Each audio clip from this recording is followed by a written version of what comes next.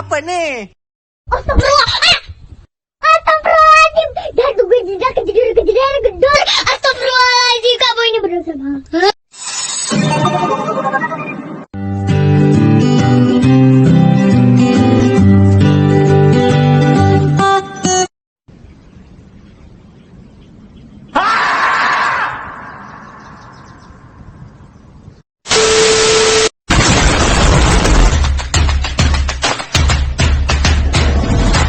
Enjoy watching.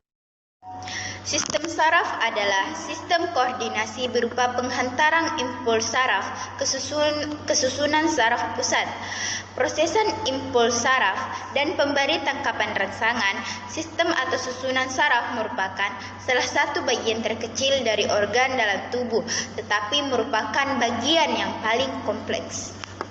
Gambar sistem saraf. Tahukah kamu?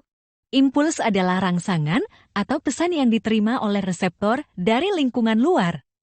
Kemudian dibawa oleh neuron, impuls dapat juga dikatakan sebagai serangkaian pulsa elektrik yang menjalani serabut saraf untuk menanggapi rangsangan. Ada 3 komponen yang harus dimiliki oleh sistem saraf, yaitu 1. Reseptor adalah alat penerima rangsangan atau impuls. Pada tubuh kita yang bertindak sebagai reseptor adalah organ indera. 2. Penghantar impuls dilakukan oleh saraf itu sendiri. Saraf tersusun dari berkas serabut penghubung akson. Pada serabut penghubung terdapat sel-sel khusus yang memanjang dan meluas. Sel saraf disebut neuron. 3. Efektor adalah bagian yang menanggapi rangsangan yang telah diantarkan oleh penghantar impuls. Efektor yang paling penting pada manusia adalah otot dan kelenjar. Susunan sistem saraf terbagi secara anatomi, yang terdiri dari saraf pusat yang terdiri dari otak dan medula spinalis, dan saraf tepi, yaitu terdiri dari saraf cranial dan spinal, dan secara fisiologi yaitu saraf otonom dan saraf somatik. Gambar sistem saraf pusat dan gambar sistem saraf tepi.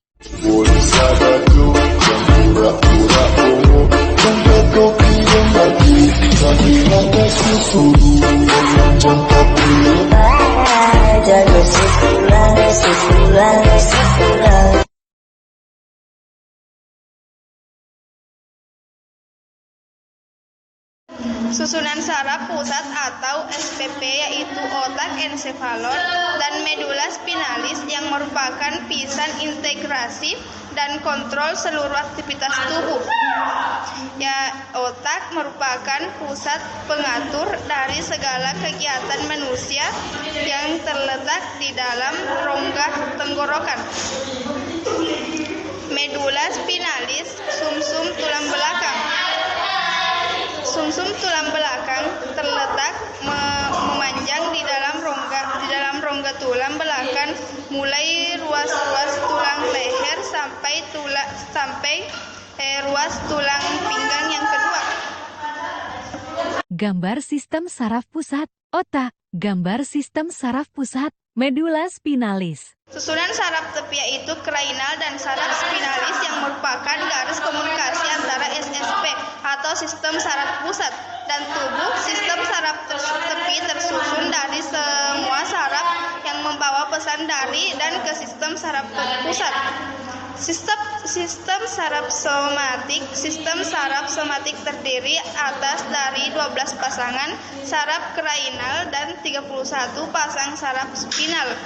Yang pertama, saraf cranial. 12 pasang saraf cranial muncul dari berbagai bagian batang otak.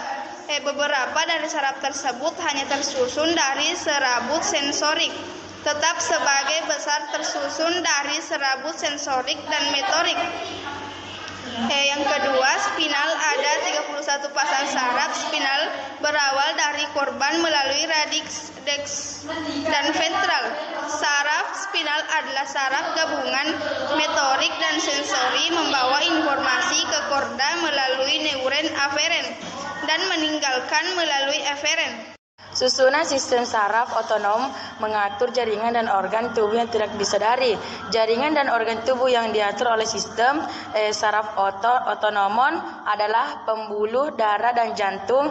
Sistem ini terdiri atas sistem saraf simpatik dan sistem saraf parasimpatik. Gambar saraf simpatik dan parasimpatik. Neuron adalah unit kerja sistem saraf pusat. Neuron berdasarlah strukturnya dibedakan menjadi 3 macam, yaitu neuron unipolar, neuron bipolar, dan neuron multipolar. 1. Neuron unipolar, yaitu neuron yang memiliki satu buah akson yang bercabang. 2. Neuron bipolar, yaitu neuron yang memiliki satu akson dan satu dendrit. 3. Neuron multipolar, yaitu neuron yang memiliki satu akson dan sejumlah dendrit. Gambar makam neuron. Ada 12 macam saraf cranial. Yang pertama saraf olfaktori, saraf optik, saraf okulomotor, saraf troklear, saraf trigeminal, saraf abdusen, saraf facialis, saraf vestibulocochlear, saraf glosopharyngeal, saraf vagus, saraf aksesori, saraf hipoglosal.